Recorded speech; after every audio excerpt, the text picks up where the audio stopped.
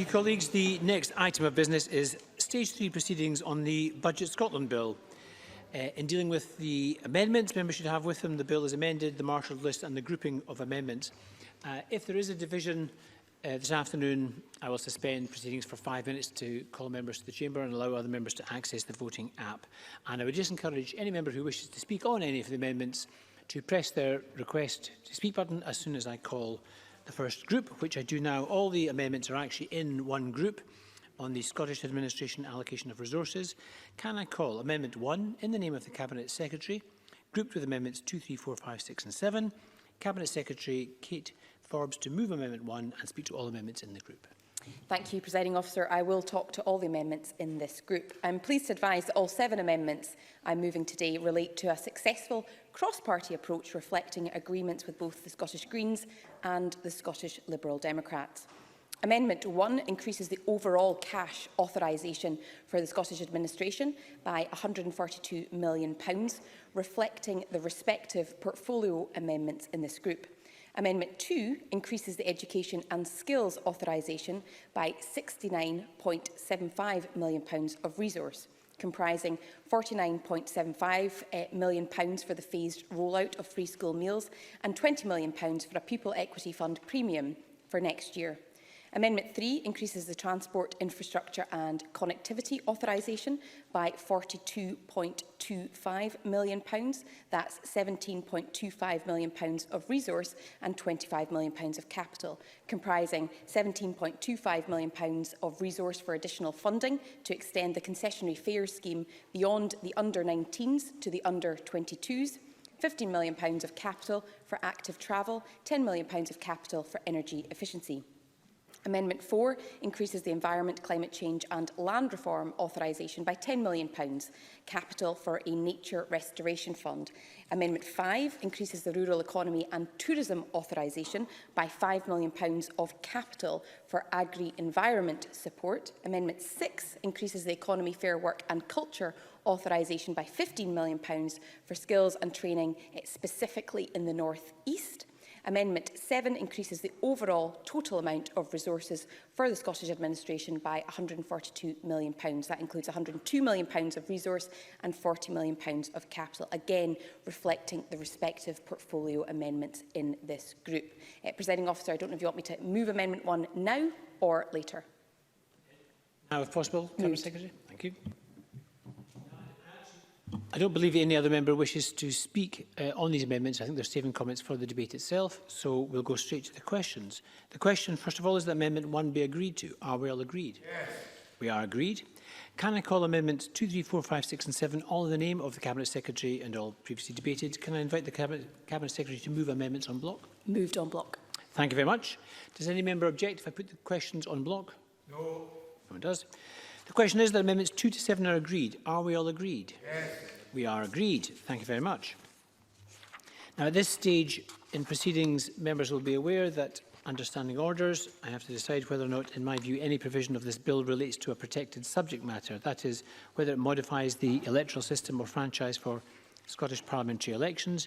In the case of the Budget Scotland Bill, it does no such thing. Therefore, it does not require a supermajority to be passed at stage 3. So at this stage, we will move to the stage 3 debate. So I would ask all members who wish to contribute to the debate to press their request to speak buttons. And I call on Kate Forbes to speak to and move motion 24318 on the Scottish budget. Officer, it's essential that we come together as a Parliament today to agree next year's budget and deliver the certainty and the stability that Scotland, its people, its businesses and its communities deserve. Throughout this budget, I have worked with all parties across this chamber to build consensus and to deliver a budget which supports Scotland's recovery from the COVID-19 pandemic. I'd like to thank the Finance and Constitution Committee for their Stage 1 report on the budget, which I responded to on the 2nd of March. And in particular, I would like to recognise the outstanding contribution of Bruce Crawford, both as a committee convener and as a member of this Parliament. I am sure that all members across this chamber will join me today to thank Bruce for all his service to this Parliament and to offer our grateful thanks and best wishes for the future.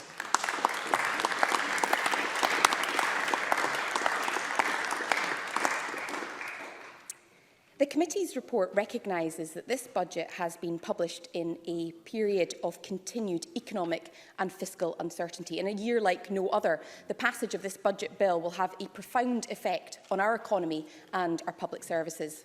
Since I introduced this budget on the 28th of January, I've engaged with members openly and transparently on the funding available and the budget challenges that we face.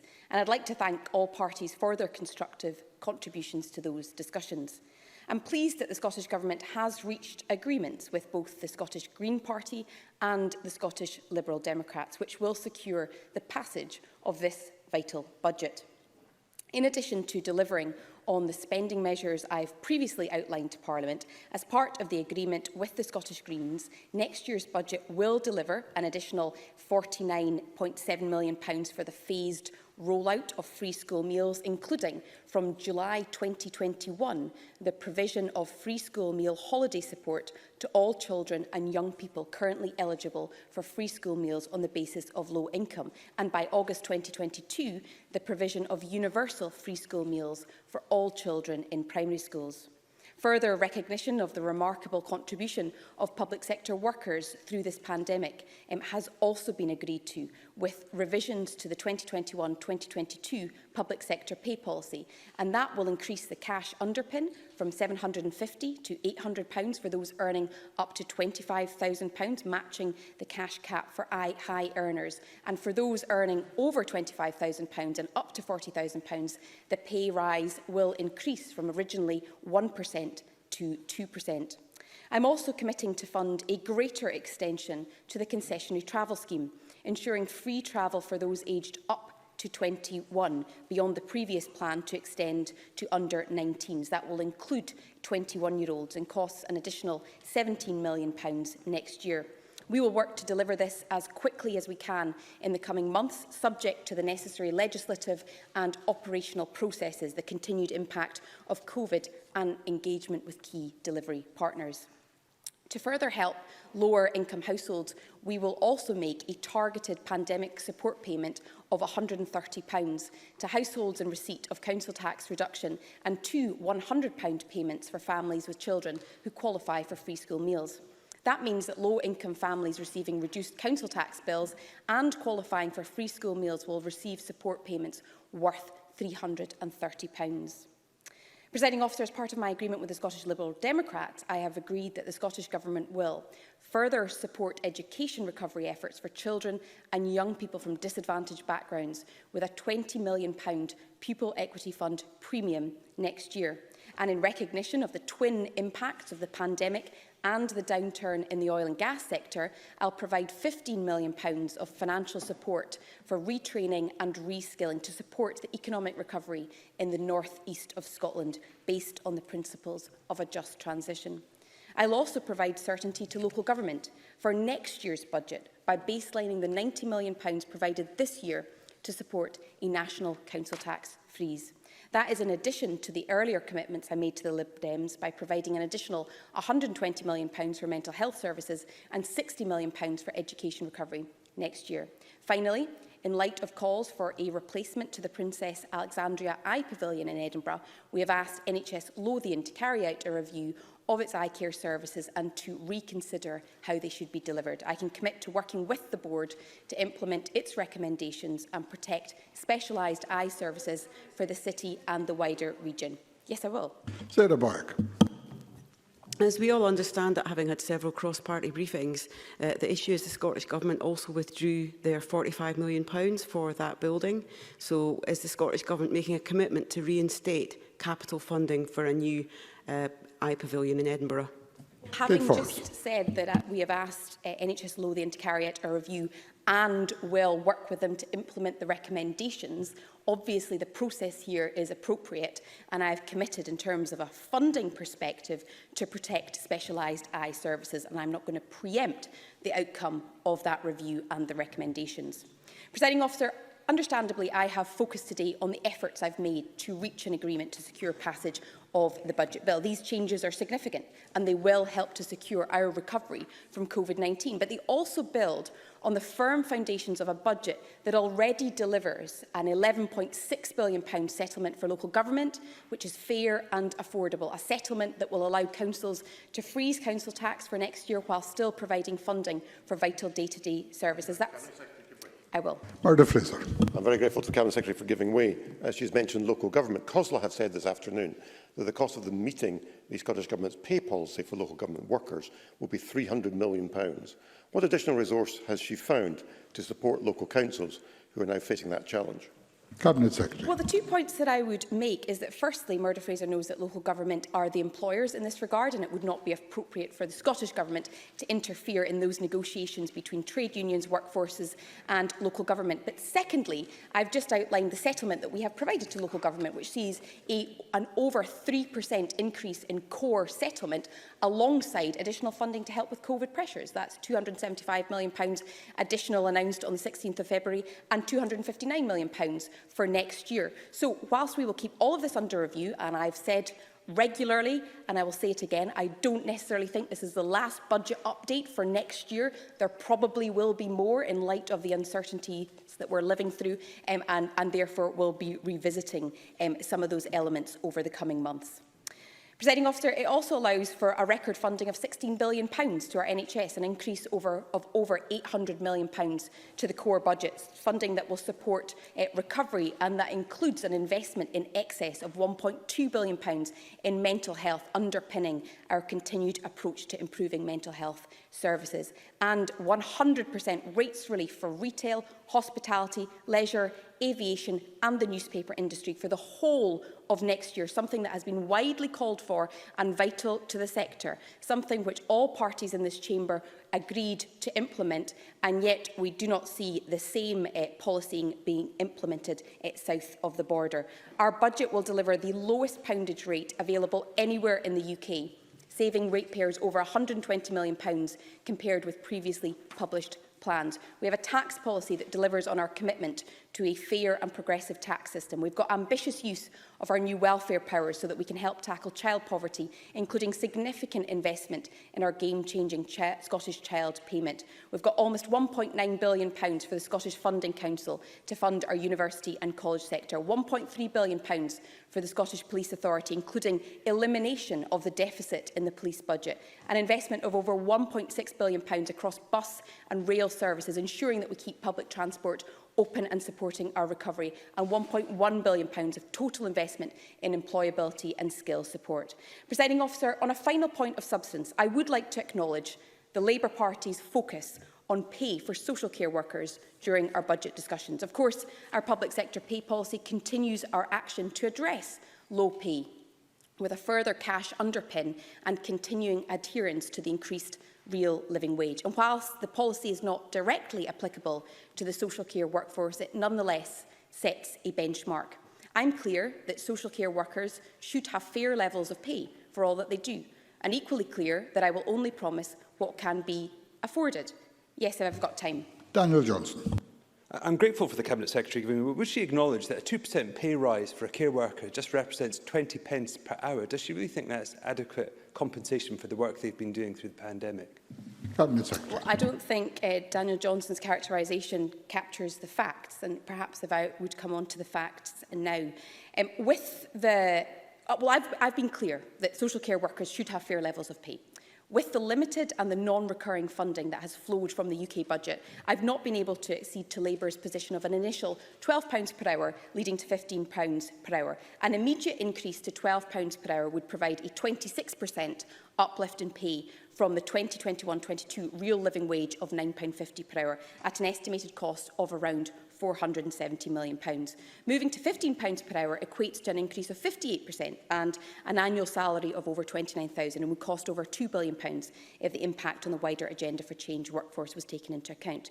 However, I do believe in the importance of recognising the efforts of our social care workers. We have recognised those efforts already with a £500 thank you and promised to pay the real living wage. That does not, however, mean that this is my final word on the matter. My position is this: We will respect the process and the outcome of collective bargaining. We will look to build on the progress made by the Health Secretary in recent months. We will duly consider the work of the Fair Work and Social Care Group, which is set to report in May, with recommendations on key areas for the social care workforce, including pay and terms and conditions. And I will be very open to discussions on social care pay with any and all interested voices, talking of which, Jackie Bailey. Jackie Bailey. Thank you very much, Cabinet Secretary. Can you tell me then that if they recommend in May that there should be a substantial pay increase, where are you going to get the recurring funding from that you say is not available right now?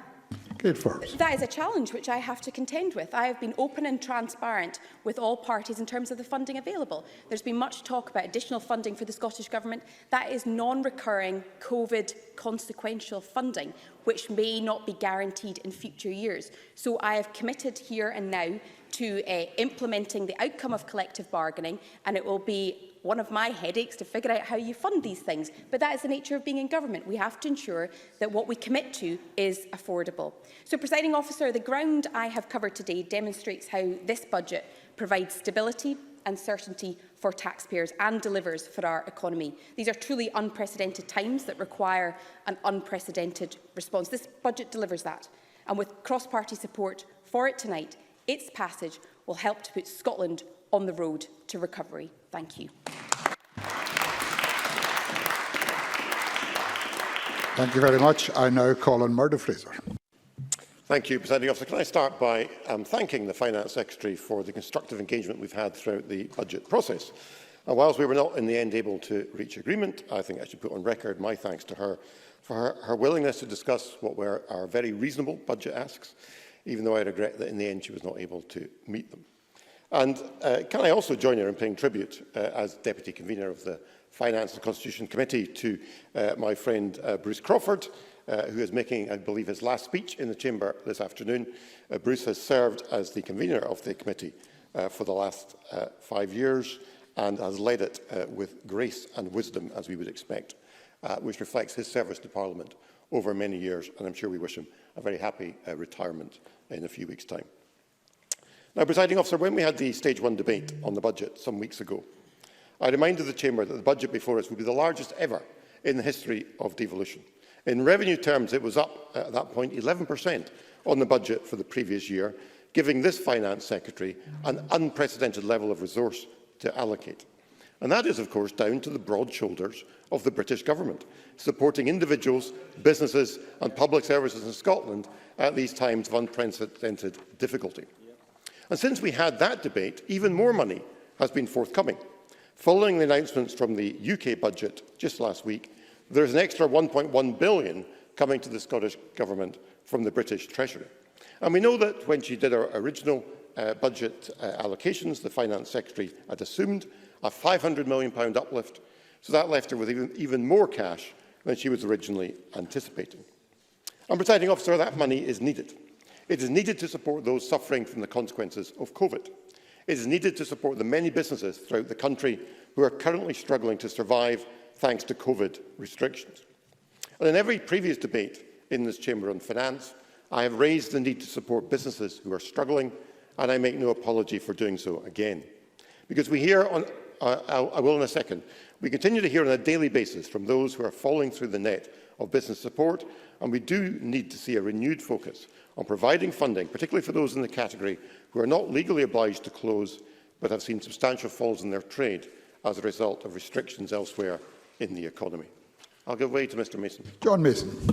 I thank Mr Fraser for giving way. Would you accept that his colleagues having the budget on the 3rd of March was not exactly helpful in all this and made it very difficult for the government to plan ahead? Murdo Fraser. Well, unlike Mr Mason, I have confidence in the ability of the Finance Secretary to cope with these late announcements of money. And I think we've just seen from the budget that's been put together today, that didn't seem to be a handicap. And Mr Mason may not have noticed that, in fact, we've had a global pandemic, which of course has had an impact on the ability of governments everywhere in the world to plan their finances. Well done. Now, the major ask we had in terms of the budget was more funding for local government. According to COSLA, the core funding increase delivered this year amounts to just 0.9%, which leaves a gap of around £350 million that councils believe they need just to stand still. That is not to provide any additional services, it is simply to preserve those that are currently there. And the 0.9% increase only goes one half of the way towards funding what was previously the Scottish Government's pay policy of a 1% increase for those earning up to £80,000. Now, we now know, as a result of the deals done by the Finance Secretary, the public pay policy for the Government has changed. It is now to pay a 2% increase for those earning up to £40,000. And no thought seems to have been given to the impact this will have on local council budgets.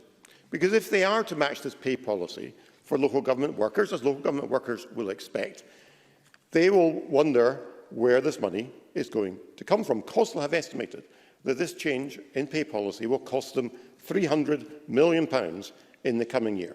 And in this revised budget announced this afternoon, the Finance Secretary has produced not one extra penny to support local government. Presiding Officer, once again, local councils are the whipping boy of an SNP budget.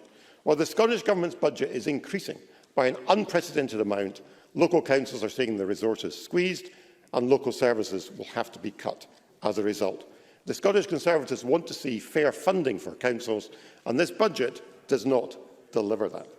Now, Presiding Officer, perhaps we should not be surprised that the Greens are backing a budget that damages local councils, because they have form for that. In fact, we shouldn't be surprised at the Greens backing an SNP budget at all, because as surely as night follows day, the Greens go the SNP way.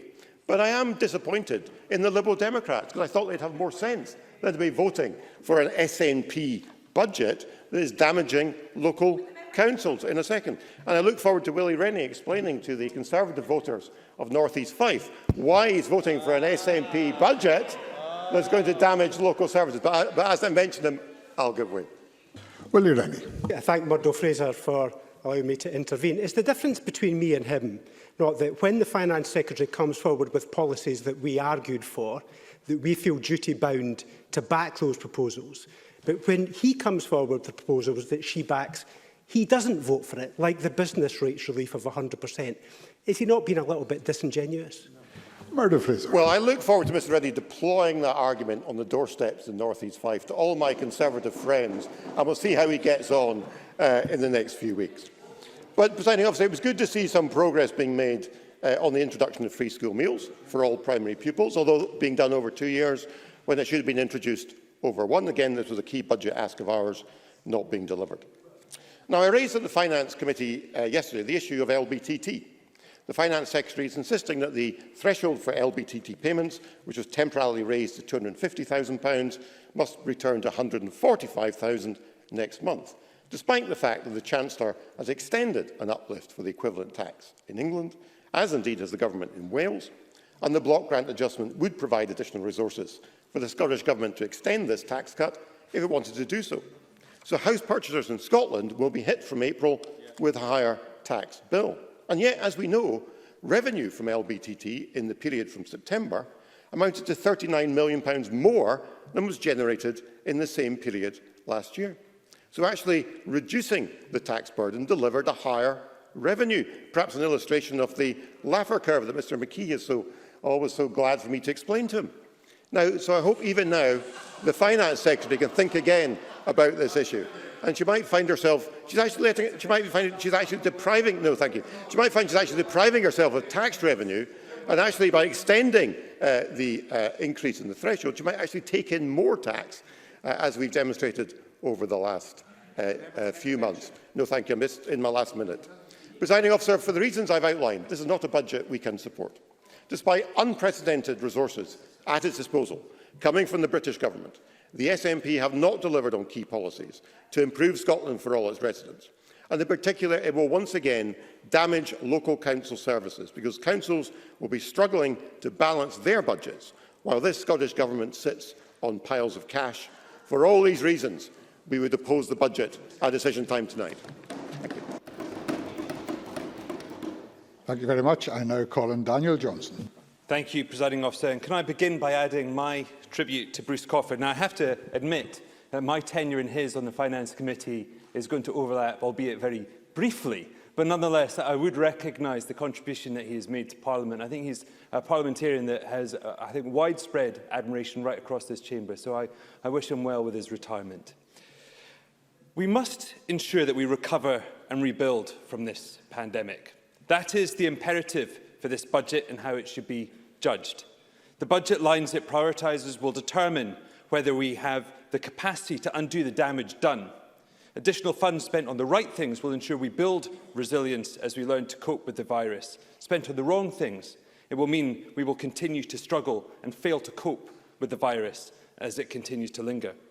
This budget and the coming Parliament must be focused on recovery. A recovery from a virus that has shattered our public services, our communities and our economy. But as new variants make clear, this virus is persistent. It will not end with the vaccination programme.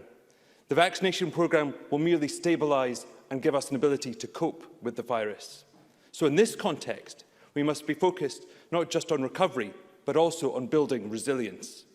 Ongoing infection control and social distancing will have a profound effect on our ability to deliver healthcare and education. It will disrupt businesses that rely on contact with customers and continue to place a strain on social interactions.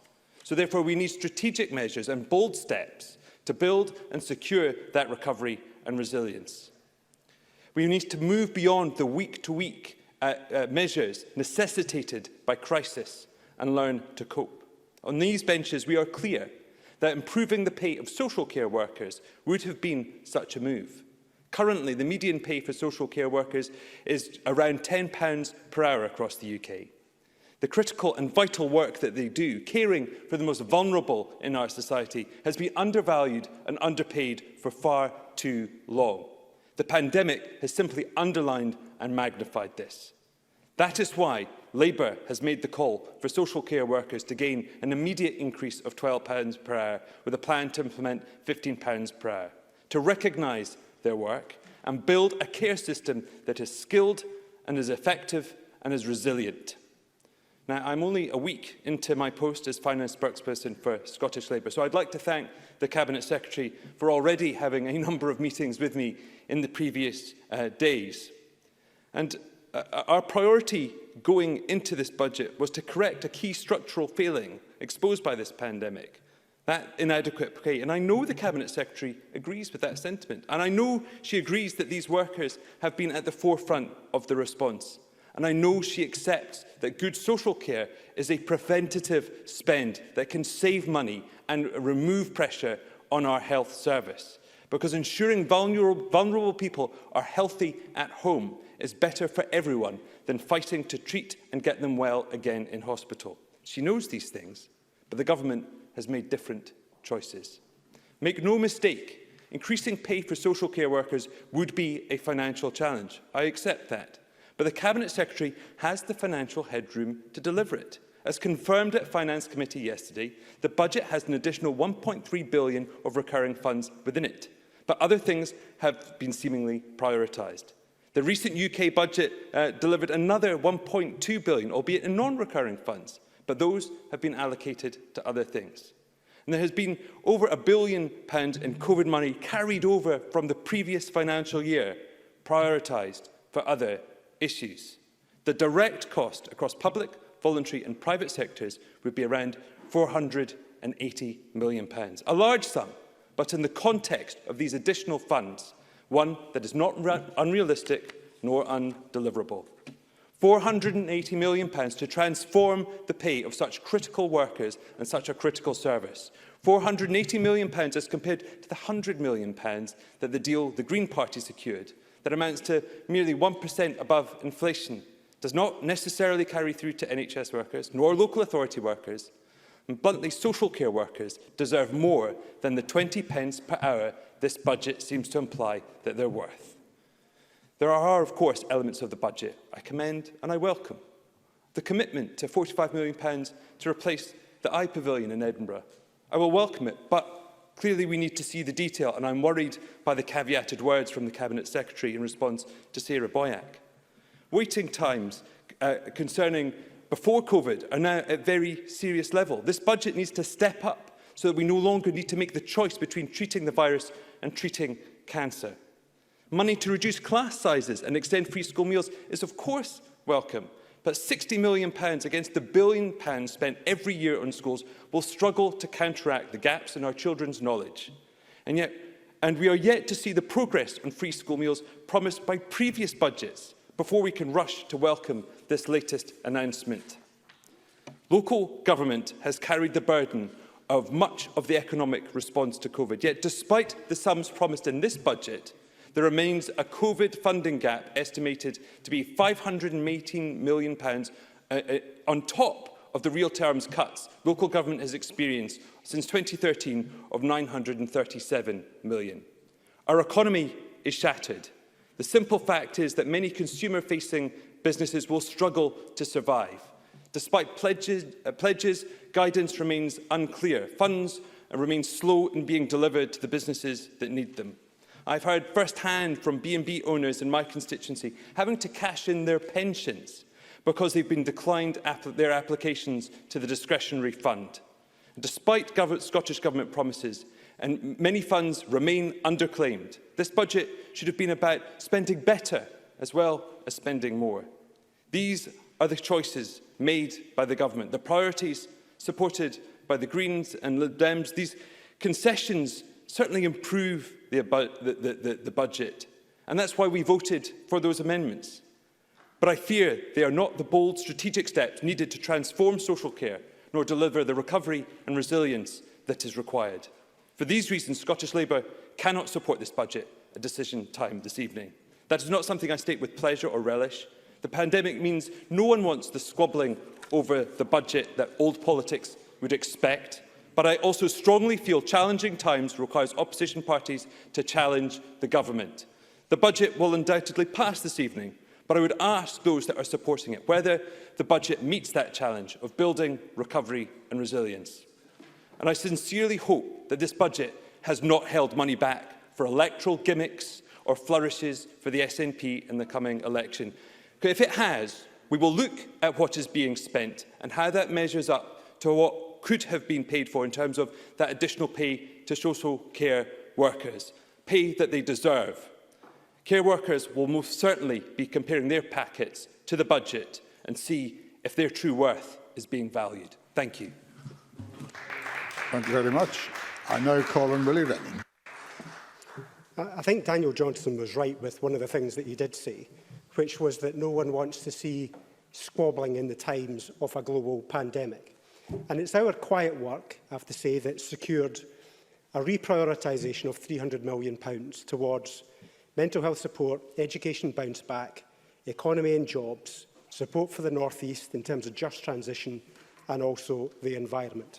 Because I think the public expect us at this time to work together because they are exceptional times. We're in the middle of a global pandemic where thousands of people have lost their lives, thousands more have lost their jobs, and people live with restrictions every single day. So we need to put recovery first. We need to have a needle-sharp focus on that, and that is what we've sought to do. We've sought to do that over the last year by working with the government wherever we can. And you know me, I'm Mr. kind of consensual.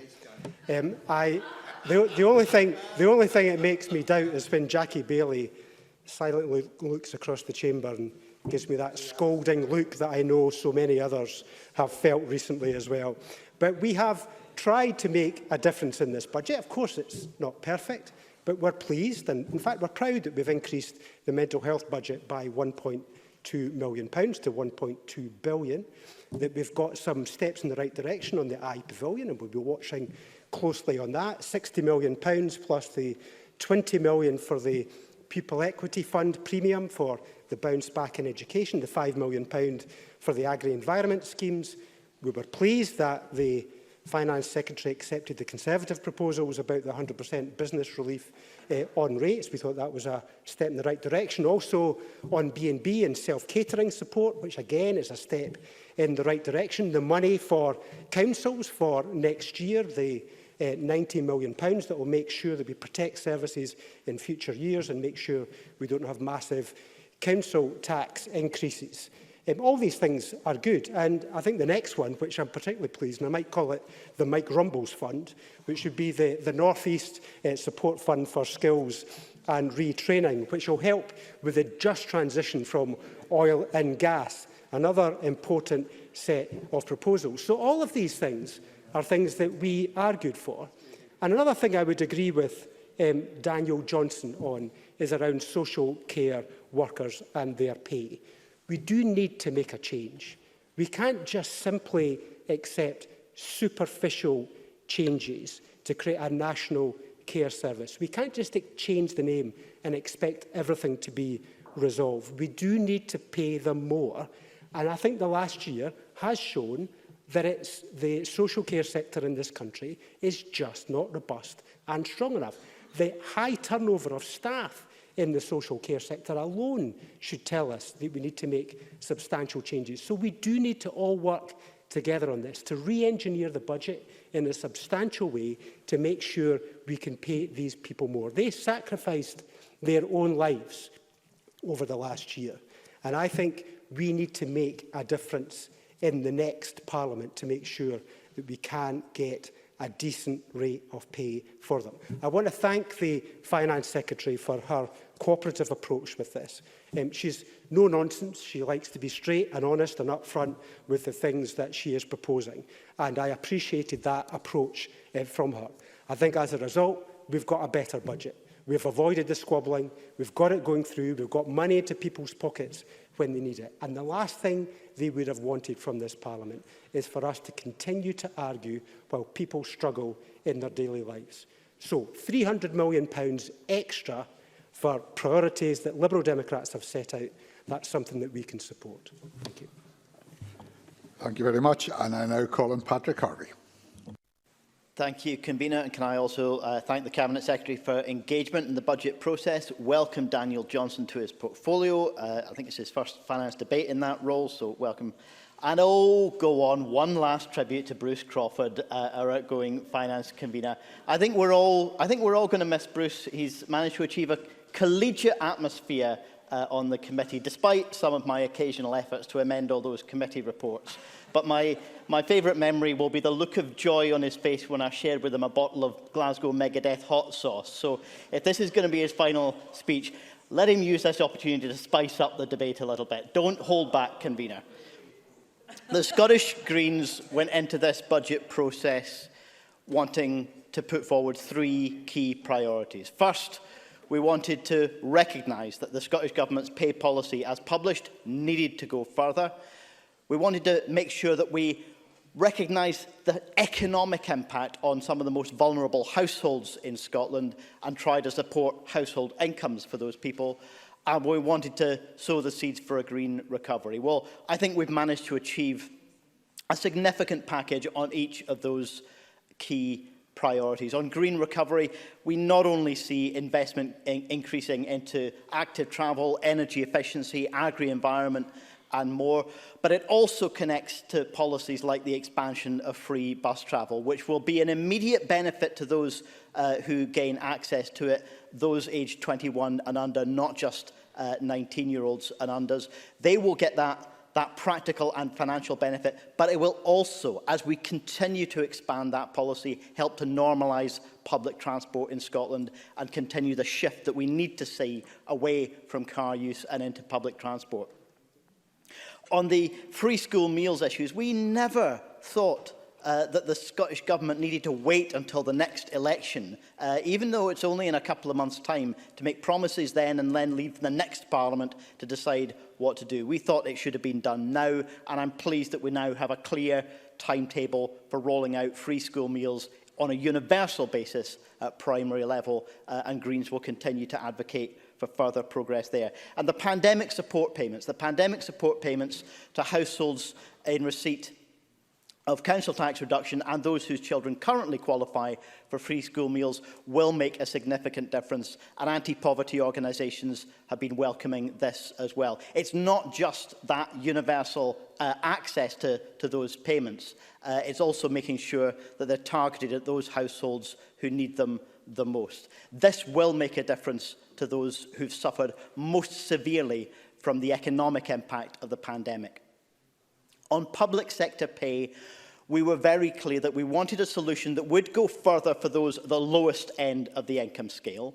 We never thought it was justified that high earners, that any high earner should get a bigger increase in their salary as a result of the pay settlement than the lowest earners. So we've got that progress for the lowest earners. We wanted a progressive approach throughout the income scale, and we've managed to make sure that those up to £40,000 get 2%. But we are absolutely convinced as well, as others have made clear, that this needs to be a benchmark, a baseline for the sectoral negotiations that need to take place. And those who've made the case for further progress on health and social care, for example, make a very strong case, an unanswerable case. But it's that negotiation, that collective bargaining process that needs to continue. We've advanced the baseline, and I'm afraid I don't have time. I'm in my last few seconds.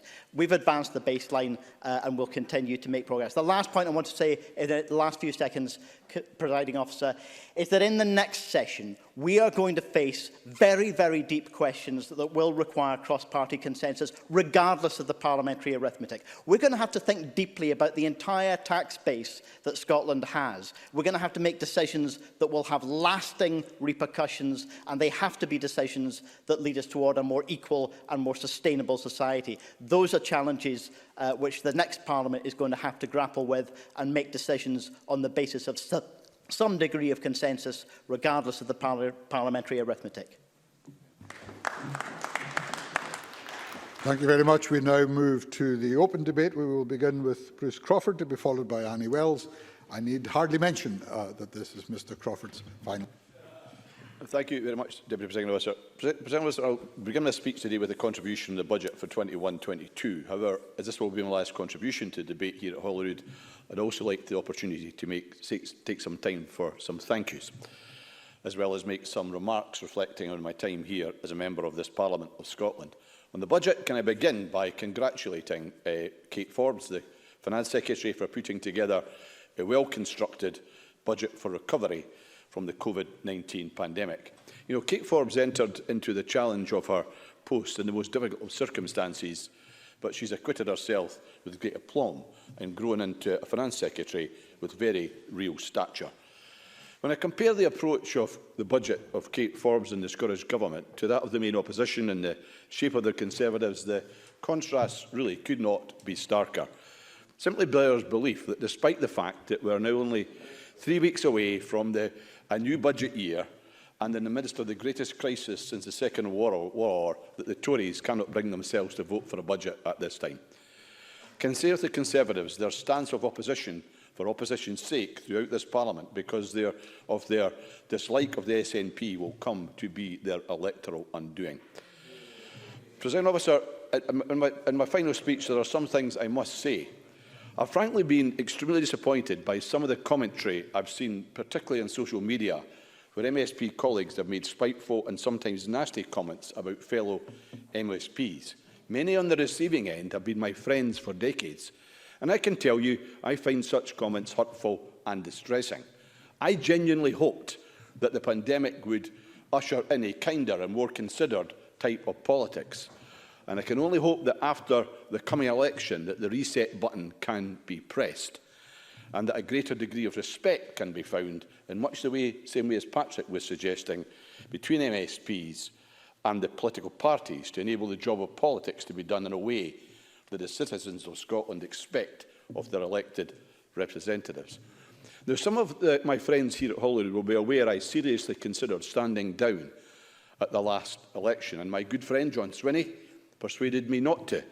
A man we are extremely fortunate to have as our Deputy First Minister and our Education Secretary.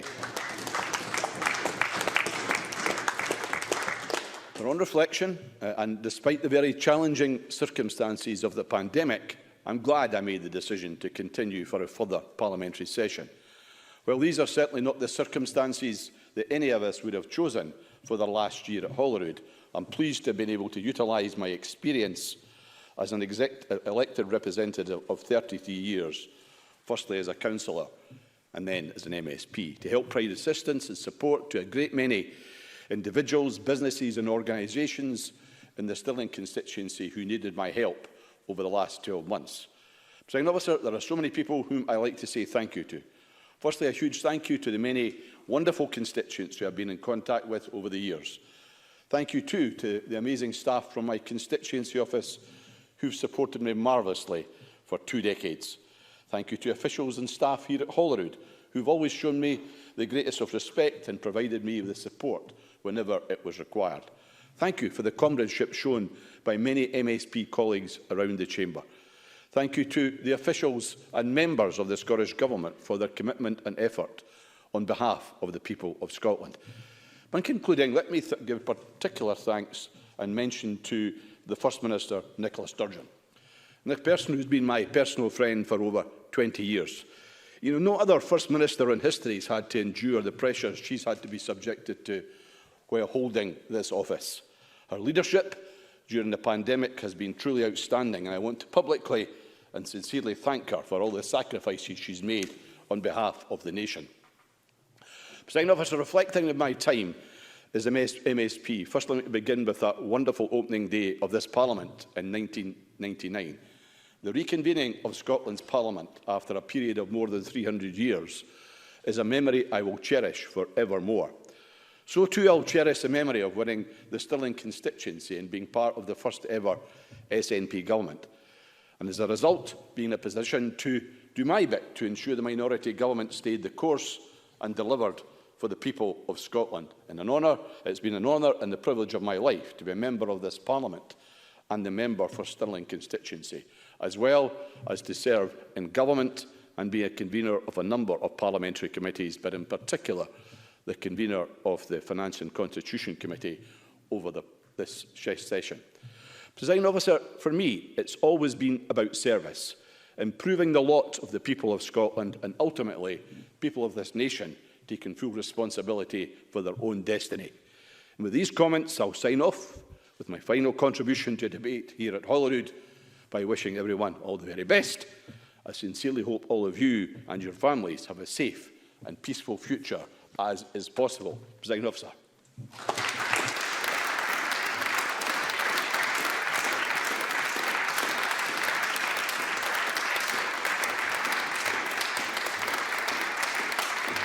Thank you very much. Thank you very much. I call Annie Wells to be followed by John Mason. Thank you, Presiding Officer. And can I also put on record my best wishes to Bruce Crawford for the future. I welcome the opportunity to speak in today's important budget debate, which once again takes place in the backdrop of an immensely difficult 12 months. Presiding Officer, although there are measures in this year's budget which the Scottish Conservatives welcome, the budget represents a failed opportunity to place Scotland's economic recovery at the forefront of our priorities. The bottom line is that despite an unprecedented level of support from the UK Government, this budget lacks the bold action Scotland needs if we are to emerge stronger from these severe economic headwinds, which we are not alone as a nation in facing. The Chamber will not need reminding that, as the Scottish Fiscal Commission have warned, Scotland's economy will, at the earliest, not return to pre-pandemic levels until 2024. This highlights the scale of the monumental challenge before us all. As members on these benches have already spoken to, we had some clear asks of the Government, asks that would have placed Scotland in prime position to meet this challenge head-on. From my perspective, Presiding Officer, there is one aspect of this year's budget which is most disappointing to me, which is the budget fails to deliver the necessary and vital support to Scotland's cash-strapped councils who are facing the economic brunt of the COVID-19 pandemic. With Scotland's councils facing a combined budget shortfall of an eye-watering £511 million, worsened by consistent spending cuts to core funding by the SNP government over several years, they deserve unprecedented financial support to respond to the pandemic. COSLA have also consistently reiterated their concerns in this regard, identifying serious shortcomings in this year's budget.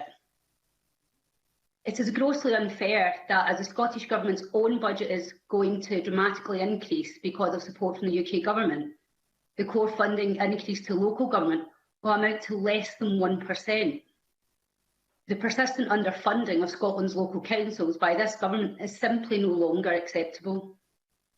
They provide so much of the local services which Scots rely on, from the disposal of our waste to the upkeep of our leisure facilities, which could be placed in serious risk if we are not funded properly. Murdo Fraser has already spoken of how Scotland's councils have been the whipping boys of this SNP budget, and if this budget is passed, it will demonstrate that most certainly are. To right this wrong, the Scottish Conservatives called for an introduction of a fair funding deal. This would award local authorities with a set proportion of the Scottish Government's budget each year, mirroring the relationship the Scottish Government has with the UK Government. This new framework would provide our councils with the financial certainty they need to ensure the provision of key local services, some of which I have already mentioned. Presiding Officer, local councils know their residents best. They can play a leading role in both rebuilding and empowering our communities to meet the diverse range of economic challenges and opportunities which lie ahead. However, having been shortchanged for years, the blunt truth is they can't do it on the cheap. We on these benches have made clear that we want to back Scotland's local councils to the hill, and we will make this argument loud and clear as we approach the elections in May. In the meantime, Presiding Officer, we cannot vote for this budget, as among other reasons, it doesn't go far enough to provide Scotland's councils with the level of support they deserve. Thank you, Presiding Officer. Thank you. And I remind open debate speakers 4 minutes, please. John Mason, to be followed by Colin Smith. Thank you very much, Presiding Officer, and I do congratulate the Cabinet Secretary for reaching agreement with at least 2 other parties this year. It's good that the UK Government is continuing to borrow into 21-22 so that both they and we can continue dealing with COVID itself and hopefully help the economy to recover. I accept that this may not yet be the time to raise taxes, as we want people who have spare cash to be out there spending it as soon as possible to keep businesses and jobs going. But on the other hand, I do not think the public finances can afford tax cuts. The Conservatives have suggested tax cuts, and especially that there should be no LBTT over £145,000. But there are a number of reasons why this is not a good idea. Firstly, the NHS and local government need the money for public services. Secondly, it does not help those in greatest need who do not own their own homes. And thirdly, it does not even help many ordinary folk buying a flat or a house for less than £145,000. For example, flats in the estate where I live go for around about £70,000. And I was intrigued to see that the Conservatives down south are looking at increasing corporation tax in the medium term. Now, that is a bit of a change of tack for them, and I would say is welcome. I hope the Tories in this place too will welcome the need for increased taxation if we are going to protect public services going forward. And on the subject of taxation more generally, as the Cabinet Secretary pointed out in her letter of 2nd March to the Finance Committee, we are limited when we do not have full devolution of tax powers. Income tax in particular is a problem, while it is essentially still a reserve tax, with ourselves only having the power to vary rates. The UK income tax system is far too complex to start with, and it is made worse by having national insurance as a separate and highly regressive tax on top. On some of the actual spending provisions, I very much welcome the record spending for the NHS and the focus on mental health. And, of course, the increase of 2% now for pay rise for most public sector workers. I accept that most of us would like to see higher increases for many workers, but we do have to live within our means. The reality is that even with UK borrowing, there are limits to spending. We have increased NHS spending over a number of years now, so if opposition members, as Annie Wells has just done, feel that we have not given enough to local government, that must mean they think we have given too much to the NHS. These are the 2 main parts of our budget, so more for one almost inevitably means less for the other. Moving on to capital spending, I do very much welcome the continued emphasis on housing, and especially social rented and other affordable housing. In recent years, and even right now in Glasgow-Shettleston constituency, we have affordable housing going up in Dalmarnock, Bridgeton, Parkhead, Carlton, Baillieston and Shettleston itself, to name but a few. I don't think we can overemphasise how important such housing is. It means people that can have good quality housing which they can afford, it helps them overcome fuel poverty, and as we have seen in recent months, gives young people the space to study effectively even when it is remotely. I'm always uneasy when we talk about borrowing longer term for revenue costs, be that as an individual or as a country. But one thing we certainly should be borrowing for is capital expenditure, and especially for housing. And it's disappointing that UK government has cut back on our capital spending, and especially financial transaction money. Such housing, such investment gives our communities long-lasting assets at the end of the day and creates jobs and boosts the economy along the way. It should certainly be possible for the Scottish Government to borrow prudently, as local authorities can, rather than having artificial limits placed on it by Westminster. So overall, I'm very pleased to support this budget. It has been a strange year, and it looks like 21-22 will not be normal either. But I think we can have confidence in Scotland, at least, that the public finances are in safe hands. Thank you. Thank you very much. Colin Smith, to be followed by Kenneth Gibson. Thank you very much, Presiding Officer. And can I also warmly wish Bruce Crawford well for the future and thank him for the many thoughtful contributions that I've had the privilege of listening to in my short time in Parliament. Presiding Officer, the past year has been tough for everyone. Over 7,000 lives and tens of thousands of livelihoods lost. Families and friends have been separated, and an attainment gap in our schools has become a chasm. To get through that trauma of the COVID pandemic, this national crisis cried out for a national recovery plan. A budget that started to fix the foundations of the economy, protected our NHS, tackled Scotland's plague of inequality and rewarded our key workers. Instead, sadly, we have a budget that has largely papered over the cracks. Now, I know that COVID did not create the inequalities in our society, it did not create the weaknesses in our economy or the utter neglect of our social care system, but it has cruelly exposed them. When more than ever we needed a bold, ambitious budget to take Scotland forward, we have a budget that barely brings us back to where we were before coronavirus, not least when it comes to a group of workers so badly let down during the pandemic, Scotland's social care staff. Let down by a lack of PPE, a lack of testing, a lack of proper guidance that meant COVID-positive patients were transferred into our care homes.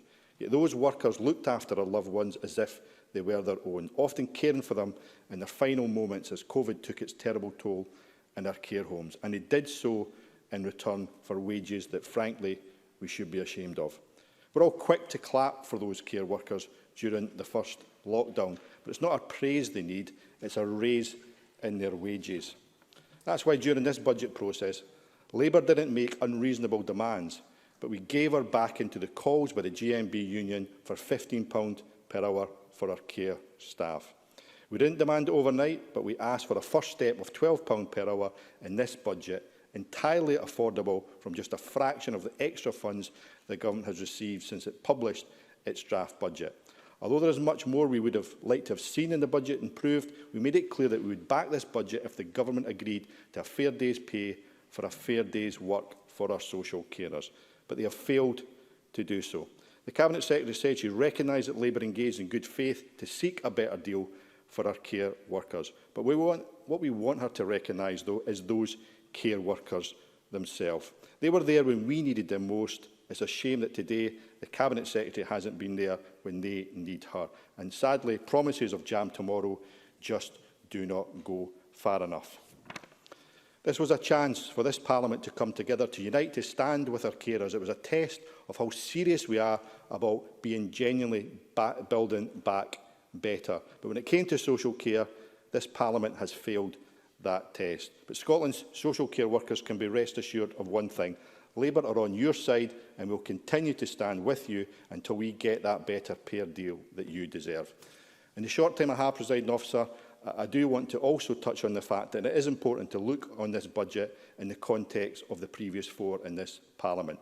If we do that, one thing that does stand out is the single biggest attack on local council services in living memory. Despite having the largest budget in the history of devolution, this year's local government budget is still 2.4% lower in real terms than it was in 2013-14. Well, even before the allocation of the recent additional consequentials, the Scottish Government's budget was 3.1% higher. Since 2013-14, local government has faced a cumulative cut of £4.3 billion and tens of thousands of council jobs have been cut and services have been axed. I have never quite worked out just why the SNP have such disdain for local government And over the past 4 years, our councillors have seen a determined attack on the very services that the most vulnerable rely on. For 4 years, councillors the length and breadth of Scotland have had to wrestle with painful cuts at a time a third of Scotland's school children are leaving school without the expected literacy and numeracy levels. We've seen savage attacks on learning support staff. And a third of Scotland's school children... Can you draw your remarks to I will do, Presiding Officer. And a third of Scotland's school children are obese. We have seen a record number of leisure centre closures. We really do need, in the next Parliament, to look again at how we fund local government and how we properly support the services that we all rely on. Thank you very much. I call Kenneth Gibson to be followed by Mark MacDonald. Thank you, Presiding Officer. This past year, our public services, businesses and families have faced unprecedented challenges and recovery, which has to be our core focus in the coming financial year. And I'm glad that this is the approach the Scottish Government has taken with this budget, which meets the needs of the nation. First and foremost, I welcome the fact that the health portfolio will receive additional resources, both in terms of core health services as well as for suppressing the spread of COVID-19. With funding a record £16 billion, an increase of over £800 million. And after the UK Government's insult of a public sector pay freeze, most of Scotland's public sector workers will receive either £800 of a pay rise or 2%, which acts as a benchmark for pay deal negotiations between employers, trade unions and the NHS workforce. During the past year, we've all relied on our public sector workers, and they now rely on their elected representatives to pass this budget so they can receive their well-deserved pay rise. At the same time, many families across Scotland will benefit from a council tax freeze, thanks to £90 million being made available to local authorities specifically for that purpose, including £2.182 million for North Ayrshire Council, which covers my own constituency. Thus, local taxpayers will again have a respite from increasing council taxes in 21-22, just as they did for 9 consecutive years from 2008 to 2017. It's no surprise, therefore, that at present an average Band D council tax is £1,338 per year in Scotland, a thumping £480 less than in Tory England. This gulf is set to widen further. Two-thirds of English councils are imposing the maximum 4.9% council tax rise, far in excess of inflation, not to mention the derisory 1% pay rise being offered to nurses in England. Of course, the Tories removed the need to consult on council tax rises. Up until last November, any local authority in England planning a rise of more than 2% had to hold a local referendum. No longer. In Saturday's Telegraph, the Local Government Association said, councils face a tough choice about whether to increase bills to bring in desperately needed funding at a time when we are acutely aware of the significant burden this could place on some households.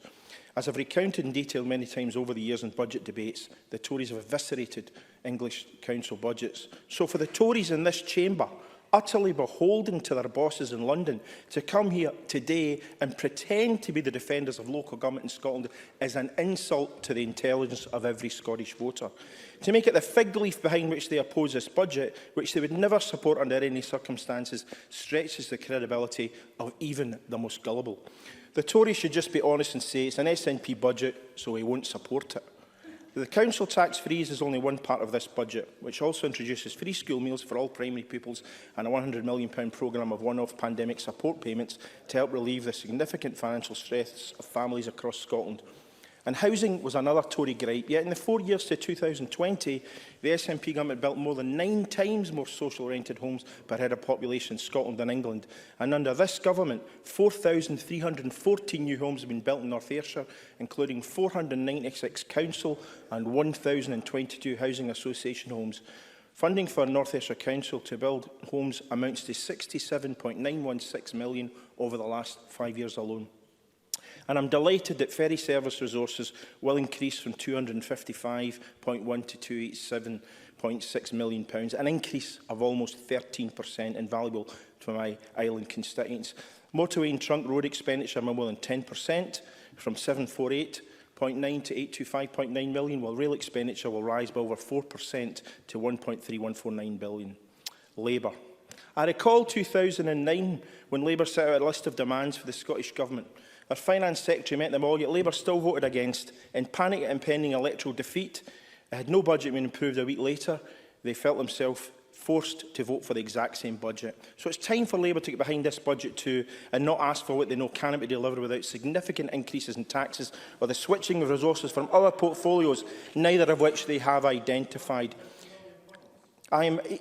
Equally, I'm delighted that the Cabinet Secretary has listened to businesses in this budget and included their number one demand Their main demand, the extension of 100% rates relief for the retail, hospitality, leisure, newspaper and aviation sectors for a further year. £719 million of support added to £120 million Mr in reduced Gibson, rates. can you draw your remarks to a Thank you, close, Presiding please? Officer. I will do so, backed by £1.1 billion investment in jobs in skills. So, although this coming year will be difficult, this budget puts it on a clear path to a fairer, greener and more prosperous post-pandemic Scotland.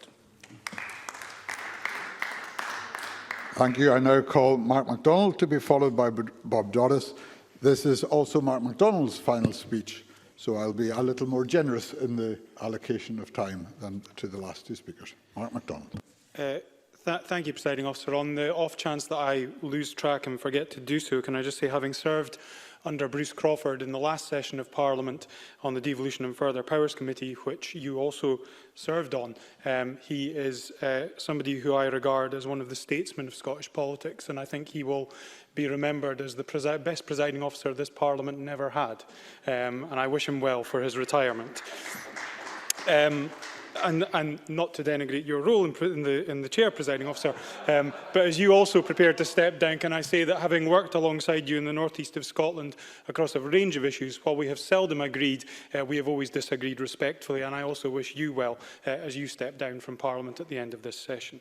I'll back the budget. I will back the budget decision time, presiding officer. I'm grateful the Cabinet Secretary was good enough to meet me and to come back to me on some of the specific points I raised. I recognise she takes a slightly different view than I do around the tax issue, but perhaps the wider debate the Finance and Constitution Committee has sought to encourage will serve as a better way to explore the best way for Scotland to ensure tax in Scotland is both progressive in nature and utility. There's no doubt we face an uncertain future as we emerge from the pandemic, presiding officer, and the last year has given us all pause to reflect on things which truly matter most to us, and so it must also be true of the expenditure priorities of government. That means looking at how finances are allocated in global sums, yes, but crucially it's also about how that funding filters down to the communities we all represent. Take mental health, a topic which has been the centre of much discussion in this chamber and has been brought into even sharper focus by this pandemic. Large-scale expenditure is, of course, to be welcomed, but if that money does not get directed to community-based services, which are there to relieve pressure on the crisis end of the system, then all we do is create and maintain a self-perpetuating cycle of tragedy. And I hope there will be careful reflection on how that money is to be spent. Now, I'll play no part in those future deliberations, though, and it's perhaps appropriate now that I turn to some wider reflections. Now, I've thought long and hard about what to say at this moment, how to find the right words to say, and whether it's even appropriate to talk about the concept of achievements when they will never be the things people think of in relation to my time here. Nevertheless, I remain proud of my work on issues around autism and disabilities. I have tried, where possible, to amplify the voices of those left often heard and to champion causes which matter not just to my own family, but to many others out there across Scotland. There have been many gains in that time, such as the expansion of autism-friendly social experiences, autism accessibility of public buildings, including this very Parliament, on support for carers and on the campaign for Changing Places toilets. And I'll continue to advocate where I can, when I can, after I have left this place, because this is something in which I will have a lifelong interest. You may, if you wish, Mr MacDonald. I'll get some time back, of course. Daniel Johnson. I'm grateful. Can I just commend the member for his efforts in terms of his advocacy for those with autism? And can I, along with others who are returned, give him the pledge that we will try to continue raising those issues because they're highly important indeed. So can I thank him for those efforts that he's made? I'm grateful to Daniel Johnson for that, and can I say I know that there are others who share that passion and who will continue to advance it in the next session of Parliament. I'm also proud to have been able to introduce the baby box to Scotland, something which friends and constituents who have had babies since 2017 have been keen to tell me is something they have been delighted to receive. Its latest iteration, taken forward by my successor Marie Todd, followed the same approach I instigated of having a competition to provide an interactive design to the box. I hope it continues to be a great success for years to come, showcasing ambition for Scotland to be the best place in the world to grow up. I am, however, only too aware that none of those things will be foremost in anyone's mind as I speak in this chamber for the final time. I recognise I have made poor decisions in my life, and while I have never set out to deliberately cause upset to anyone, the fact people felt hurt and upset by my actions causes me immense regret and sorrow. While I have apologised sincerely for those actions, I want to take the opportunity to do so in this chamber. I'm sorry. I have learned a lot about myself over the last few years, and I hope that I have been able to emerge as a better person as a consequence. It's difficult to describe how it feels to have a version of yourself being held up in front of you that you do not recognise as being a true reflection of your character, your values or your intentions. I can only ever hope that people will take me as the person that I am now, not as the person I perhaps once was, or have been portrayed as being. I'm grateful to the support I've had from friends, many of whom have known me since we were at primary school together, who've stood by me through the best and worst times of my life. I'm grateful for the love of my family, who pulled me back from the edge of darkness on more than one occasion. And I'm grateful for the support and kindness of those in this building who offered it as I found myself in a difficult place. My mantra every day is to try and be a better person today than I was yesterday, and to focus on being a better person still tomorrow. I'm grateful to those who believe that such a journey is possible, and I thank them for holding my hand along the way. It has been the privilege of my life to have been able to represent the people in the communities of Aberdeen Donside, where I live and grew up. I want to put on record my thanks to my dedicated team of staff, Kerry, Anna, Sarah and Rachel, who have delivered an outstanding level of support to constituents during the course of the pandemic. They are fantastic individuals, and they will all go on to bigger and better things, I have no doubt. I hope that the next MSP for the area will get the same level of joy and satisfaction from representing such a diverse range of communities, and while I wish the ending had been a happier one, may I sincerely and universally wish everyone good luck, good health and goodbye.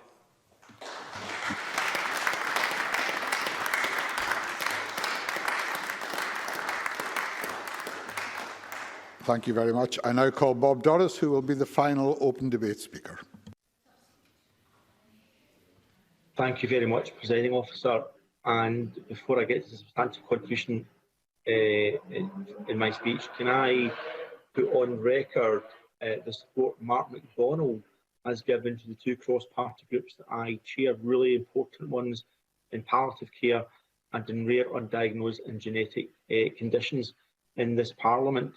Without his support, we've not been able to progress a lot of very important work. So good wishes for the future, Mark. I want to put that on the record. And to Bruce Crawford also, I suppose what I want to say to Bruce is, as almost every backbench MSP has done from one time to another, we've leaned on you for your support, your advice and your wisdom. So thank you for all the occasions you've done that over the years. And I want to put that on the record here this afternoon.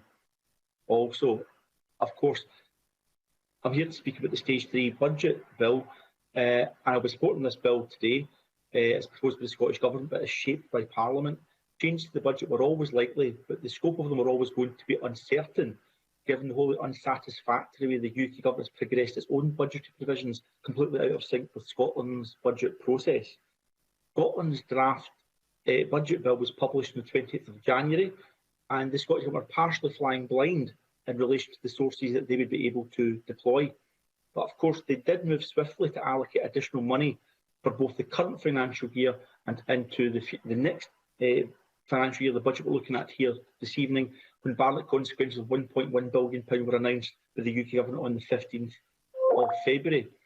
Some sought to paint that as the largesse of the UK, but let's be clear and let's put on the record that's borrowed cash, and Scottish taxpayers, along with others, of course, will be the ones having to pay that back over many years.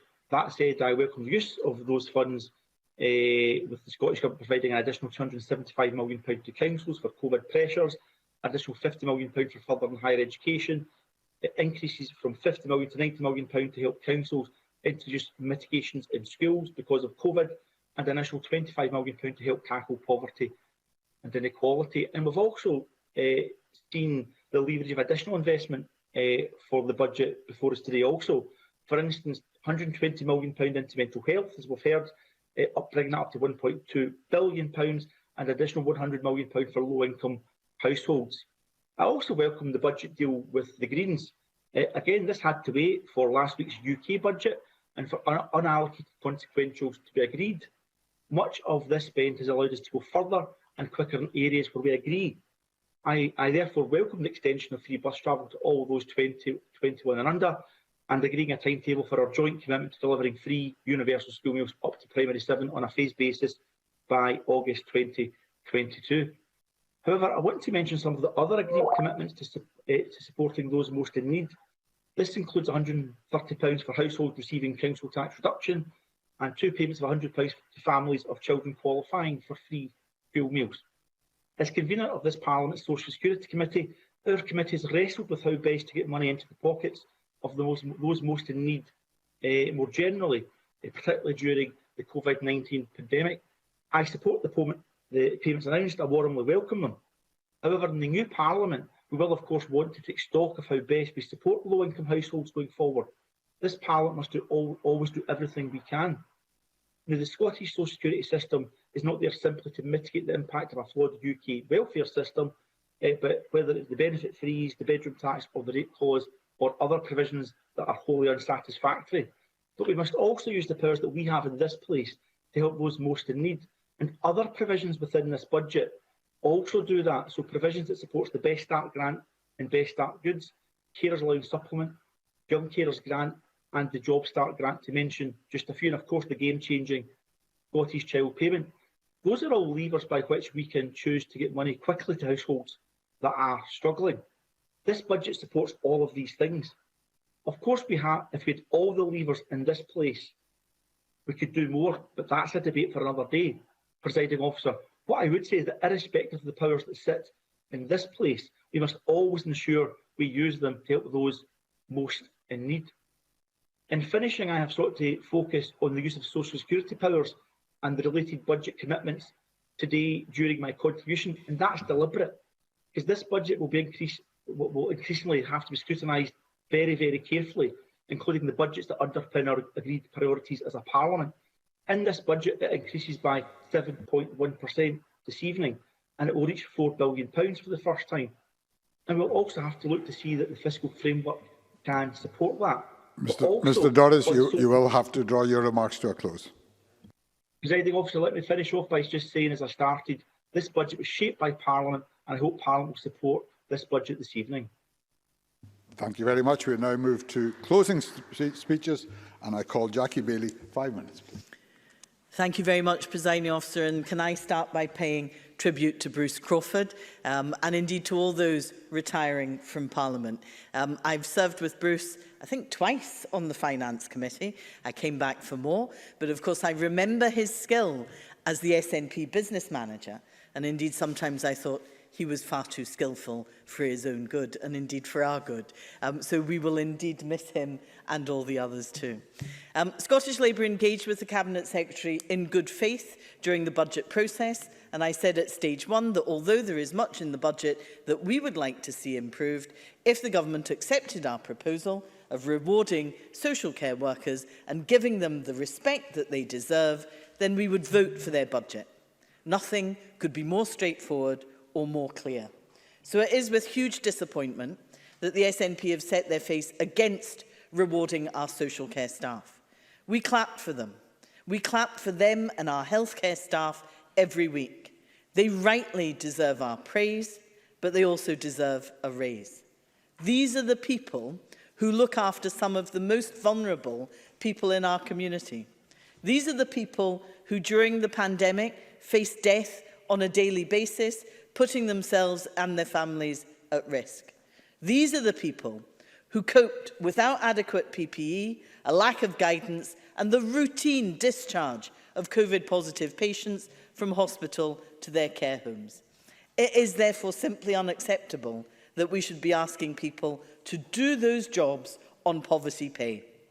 This is a low-paid, predominantly female workforce. Many of them work second jobs to make ends meet. If we cannot recognise them now, when will we recognise them and recognise the value of what they do for all of us and for society? The time for warm words, Presiding Officer, has passed. Please don't tell me what you're doing about the gender pay gap when you ignore this game-changing opportunity. Please don't tell me about how grateful the SNP are for health and social care workers when you ignore them when it counts most. And please don't tell me that collective bargaining, which I heartily approve of, will get us there. It required a step change from the Cabinet Secretary. It required a pay rise now. Now, the Scottish Government has received billions of pounds to deal with COVID. I accept a lot of that is non-recurring money. Indeed, the Cabinet Secretary confirmed to me yesterday at the Finance Committee that she is carrying forward 1.1 billion of this into the new financial year. But she also confirmed that over and above that, the Scottish Government has £1.3 billion in recurring funding on top of their existing budget. Now, the cost of providing an immediate wage rise of £12 an hour would have cost £470 million, according to the Cabinet Secretary. I suspect it is less, but let's accept those figures. But what the SNP have said to social care workers is that they are worth 20 pence per hour more. That's all. The Cabinet Secretary says she cannot afford to do anything in this budget because she doesn't have sufficient recurring funding. But she might be able to find the funding in May. Well, Presiding Officer, if she can find it then, she can find it now. It is the same financial year. It is the same budget. And I cannot hide my disappointment that this opportunity has been rejected by the SNP. And I am also disappointed that there is only a 2% rise for NHS staff who were, we would all agree, on the front line of the pandemic. But let me spend my last few minutes on wider issues. We all agree that we need a budget for recovery, a budget that will tackle the mass unemployment that will drive hundreds of thousands of people into poverty, a budget that invests in business, that protects jobs, that boosts economic recovery, a budget that remobilises our NHS for the many people who are waiting too long for diagnosis and too long for treatment. Now, there is much in this budget that I can welcome, but it doesn't go far enough. I welcome free school meals extension. I welcome the extra money for mental health.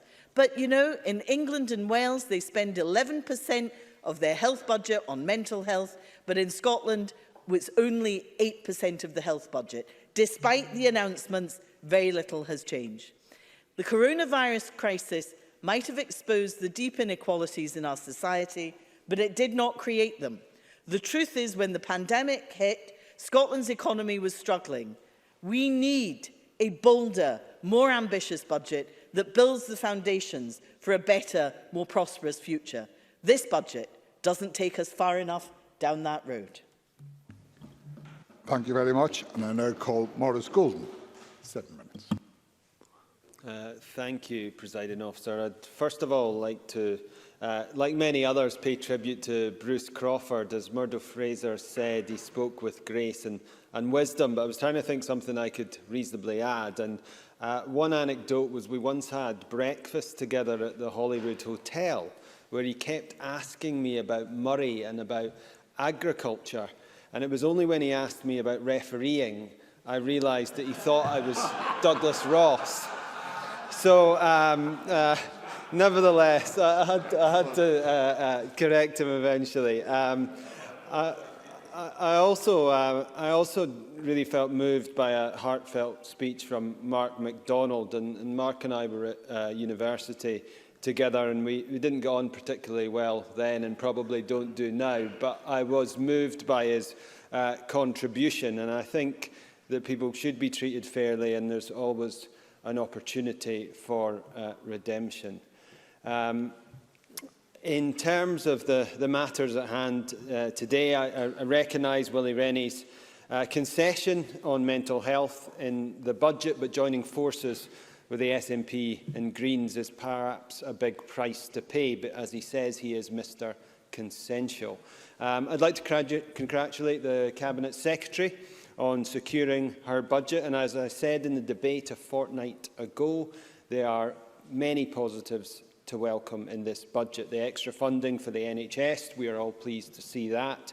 Extending 100% rates relief for retail, hospitality and leisure businesses and the newspaper sector. The SNP plan to end all of this support until the Scottish Conservatives forced them to back down. And I'm glad we did, because over 14,000 Scottish businesses will now find it easier to get through this crisis. The freeze on income tax, despite the SNP's natural instinct to raise taxes, thanks to the pressure of the Scottish Conservatives, hard-pressed families are finally getting a break. Of course, as ever, the Greens have voted for, or will vote for, this budget, but it will not address the key environmental failures of the SNP, and there are many, but I'll be as brief as I possibly can. There's the failure to meet the 2013 recycling rate, the failure to meet biodiversity targets, the failure to eradicate fuel poverty as promised, the failure to meet the 11% heat by renewable by 2020, a 400% increase in incineration, making Scotland the ashtray of Europe. I could go on, but I realise time is short. But the point is, if climate change is the greatest challenge we face, then this budget will not go far enough. And it goes to show in some way that the Greens are merely the anarchist wing of the SNP. Presiding Officer, I just wish the SNPs had listened to the Scottish Conservatives some more.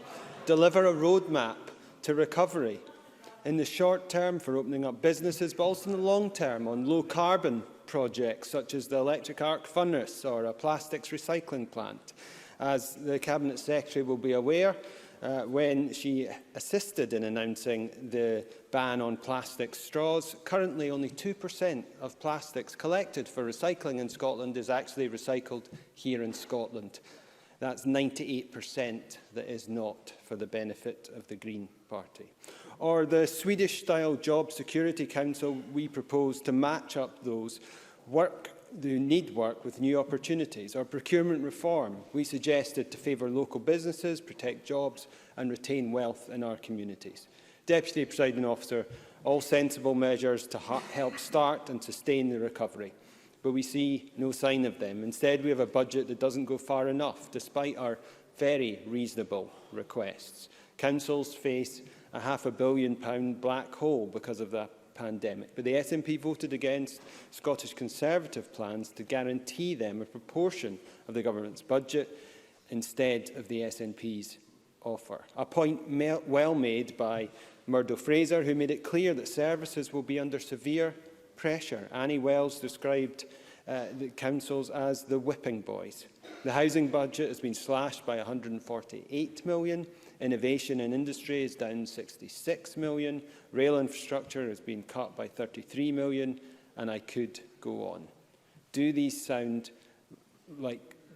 cuts sound like a government with its eye on recovery? Do I have 7 minutes, Presiding Officer? Yes. So if you contrast that budget with the budget the UK Chancellor has delivered, another £1.2 billion for Scotland, bringing the total to over £13 billion, extending furlough, the British... Happy to take an Kate Forbes. Does he think the Chancellor went far enough on non-domestic rates? Maurice Golden.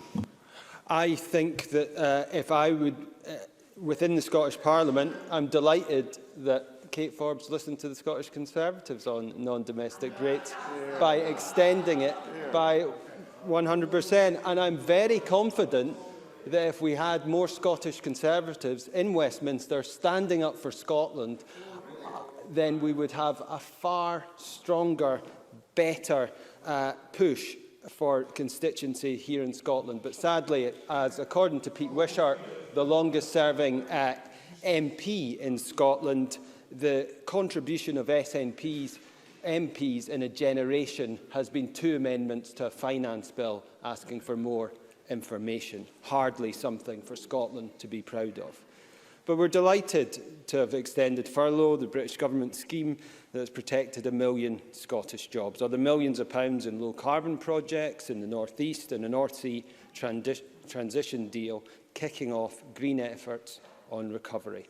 A British budget on the side of Scotland. But of course, the SNP will oppose it simply because it comes from the Conservatives. And of course, their focus will be focusing on another illegal wildcat referendum this year. What's that about supporting Scotland's recovery? Deputy Presiding Officer, the SNP needs to get its act together, protect jobs, help families, launch a recovery, not a referendum. These should be its priorities. Thank you very much. I now call on Kate Forbes to wind up the debate. Cabinet Secretary, you have up to 9 minutes. Thank you, Presiding Officer. Can I start by paying tribute to 3 speeches that had actually nothing to do with the budget that we're debating this afternoon. The first from Willie Rennie, who said that the public didn't want to see to witness, to watch political squabbling in the midst of a global pandemic. And I agree, and I'm really proud tonight that in a particularly unpleasant political climate, the budget will be supported on a cross-party basis. The second speech was Bruce Crawford. He talked about kindness and respect, and he said that words matter, and they do. We often talk about the rise of abuse and vitriol in Scottish political discourse. And of course, it starts with us. And hopefully that challenge that he's laid down for the next Parliament will be one that we all rise to. And lastly, I think politics would be all the better and all the kinder if we saw more of the humility and the humanity shared in Mark MacDonald's contribution, and less of the arrogance and the self-righteousness so often associated with politicians. Self-evidently, nobody, including myself, in this chamber is perfect. And I commend Mark MacDonald for his comments, and I also commend him for his representation of the North East in meetings with me and in correspondence with me, and for his service to his constituents over those years. And I hope the ring-fenced £15 million of funding for the North East economy will serve his constituents well. Presiding Officer, every member in this chamber, I think, has welcomed elements of the budget in their contribution. But of course, the funding, the initiatives that they have welcomed can only be delivered if this budget passes. And the certainty and the stability that our constituents are wanting can only be delivered if this budget passes. A number of speakers have made comments about pay and public sector pay policy, and the Labour Party have gone on record in terms of their interest in securing a fair deal for social care workers. And as Kenny Gibson said, I refute and dispute the position taken by the UK Government in their approach to public sector pay and NHS pay. The approach in England is simply not fair for frontline staff who have worked so hard during the pandemic. We have recognised that with giving our NHS staff a £500 thank you bonus. We still hope the UK Government will follow our lead and do likewise for vital health and care staff in England.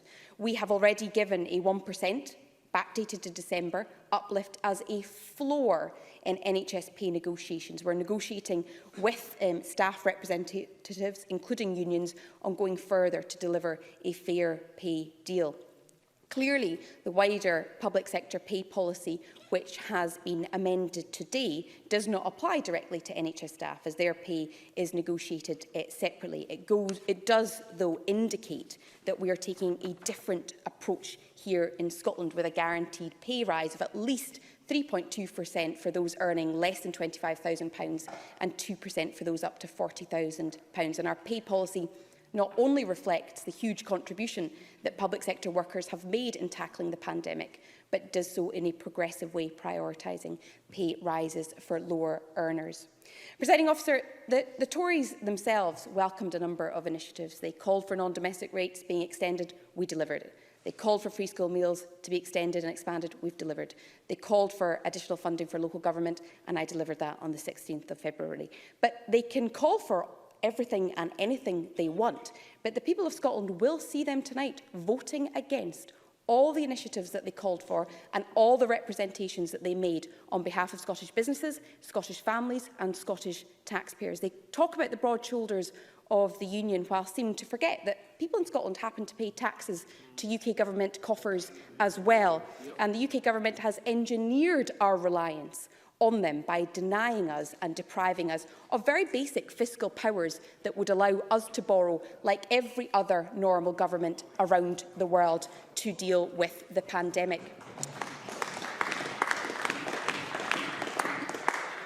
Presiding Officer, Willie Rennie talked about what the Liberal Democrats have secured in this budget. And after 5 years of minority government, where either I or my predecessor has had to negotiate with other parties, you can see the difference that other parties can make in terms of securing their key initiatives if they engage rather than carping from the sidelines. Patrick Harvey talked about some of the big questions that are facing this Parliament and elected politicians in the future. He talked about questions about the tax base. That's one question. There are others too. The fiscal framework will come under review next year. The Cross-Party Finance Committee has indicated where the fiscal framework should go. I have suggested a broad review of the fiscal framework, which has been found wanting through the pandemic. The other big question is how we reshape our economy, and the budget today sets the groundwork for reshaping our economy by investing in retraining, reskilling and a future growth of our tech sector and low-carbon initiatives.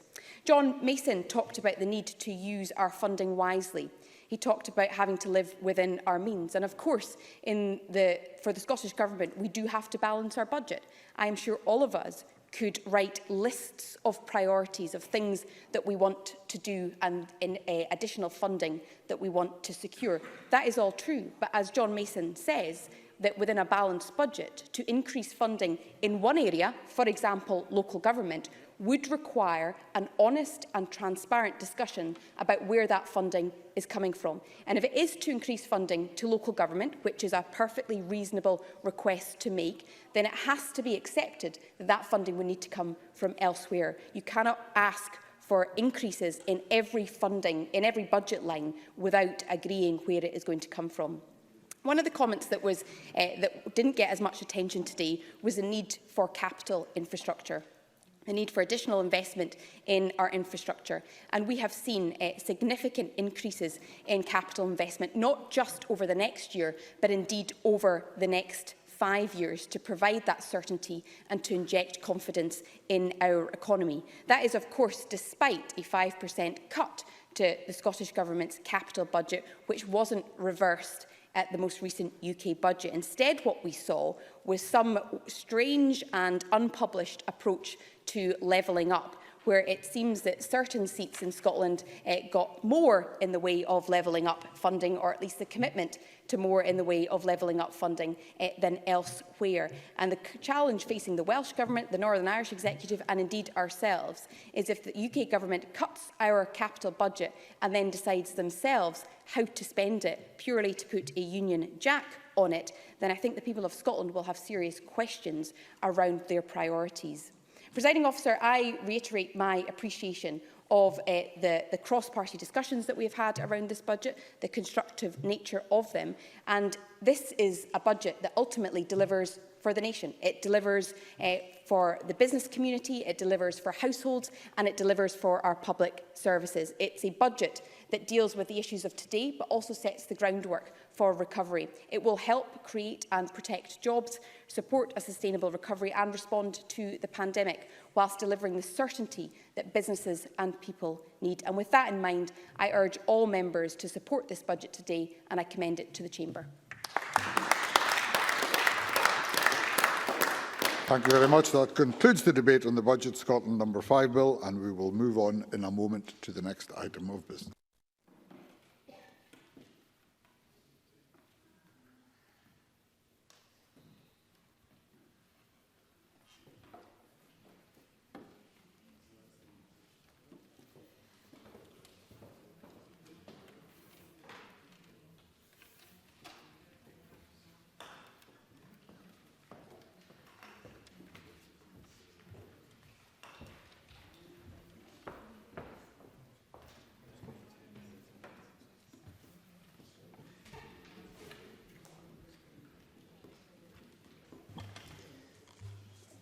Thank you. The next item of business is an announcement by the Education and Skills Committee on Disabled Children and Young People Transitions to Adulthood Scotland Bill. Could I call on the convener, Claire Adamson, to make the announcement? Thank you, Presiding Officer. Unusually, I rise on behalf of the Education and Skills Committee, not to inform of our work undertaken, but to explain why we are not taking forward, with regret, the deliberations on the Disabled Children and Young People Transitions to Adulthood Bill. So I beg the forbearance of the Chamber and so late in the evening, and trust you will understand. Lodged by Joanne Lamont last year, the bill would require Scottish ministers to introduce and implement a national transition strategy to improve the outcomes for children and young people with disability in the transition to adulthood. Councils would also have to introduce transitions plans for each child and young person with a disability, and they should receive appropriate care and support before, after and during transition to adulthood. We received 75 responses to our calls for views on the bill and took evidence from Joanne Lamont and her bill team on the 23rd of February. Given the nature of the proposals, it's vital for the committee to hear from those with lived experience, third sector organisations, local authorities and the Scottish Government itself before reporting at stage 1. And unfortunately, we do not have time left in this session to take this evidence. Certainly will. Thank you, Ms Lamont. Joanne Lamont. Express how grateful I am that the committee has taken the bill as seriously as they have done, and regret that we have run out of road. Very significantly, I'm sure you'll agree that there was support of more than half of those MSPs who could support the bill did so, and there's overwhelming support with people of lived experience, families and young disabled people, about the challenges they face at the time of transition from childhood to adulthood. I'm sure you will agree with me how important those voices are. Can I urge those who may be returning to the Parliament to think about whether they wish to pursue this bill, whether the committee might wish to support it, or perhaps whoever forms the government recognise how fundamental these rights are to young disabled people in order for them to access adulthood if we want to call ourselves a fair and equal society. But I just wanted to thank the committee for its consideration and urge people to recognise just how significant these measures are to young people in our communities. Claire Adamson. Thank you, Ms Lamont. I agree with everything you have said. I would also like to thank you again and Bill Scott of Inclusion Scotland, Robert McGeechy of Camp Hill Scotland for their session with the committee, and to apologise to the young people who desperately wanted to be able to give their own evidence. I trust that their voices will be heard in this place in the not too distant future. It's clear from the response to our call for views that these proposals deserve further scrutiny in the future, and I know that we cannot hold committees and the government to what will happen in session 6, but we trust that our views from the committee will be heard this afternoon. And in summary, Presiding Officer, I would like to thank Joanne Lamont for raising this really important issue with the committee, and I hope the next Parliament finds a way to improve the outcomes and the transitions to adulthood for our disabled young people. Thank you, Presiding Officer. Thank you very much, Ms Adamson. We move on to the next item of business, which is consideration of Business Motion 24331 in the name of Graham Day on behalf of the Parliamentary Bureau, setting out a revised business programme for this week. Could I call on Graham Day to move the motion? Move, Presiding Officer. Thank you very much. No members indicated they wish to speak. The question, therefore, is that motion 24331 be agreed. Are we all agreed? Yes. We are agreed. Thank you. So we're turning now to decision time. The first question this evening is that motion 24300 in the name of Gillian Martin on climate change plan be agreed. Are we all agreed? Yes. We are agreed.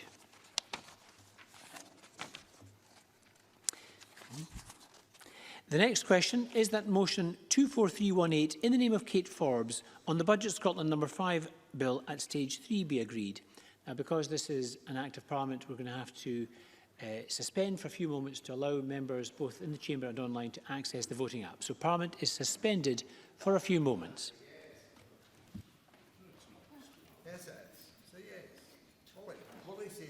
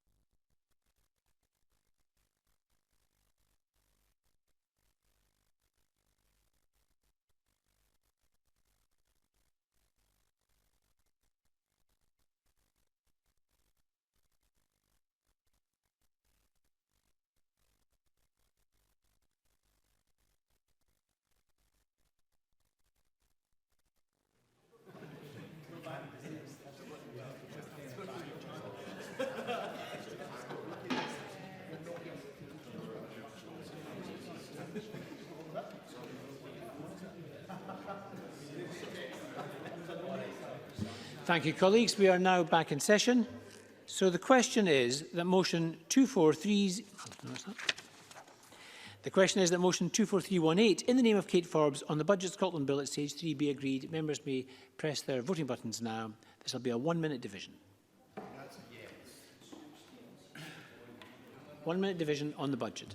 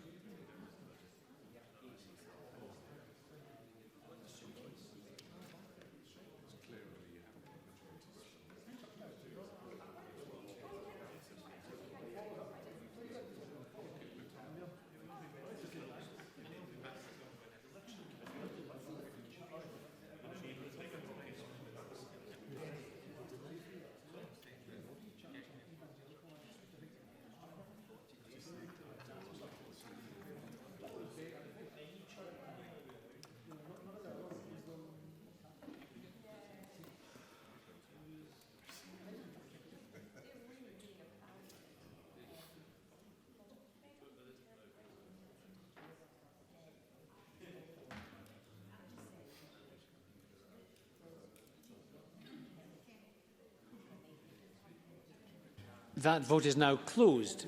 Please let me know if you were not able to vote.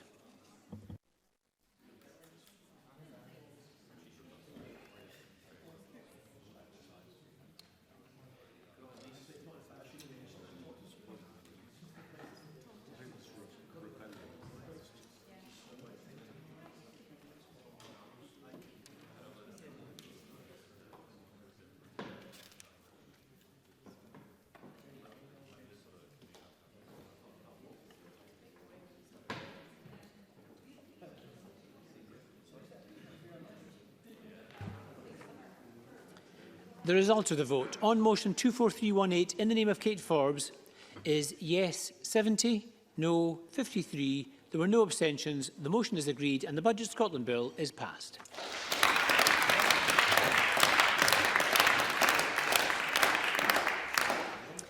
Thank you very much, colleagues. That concludes decision time.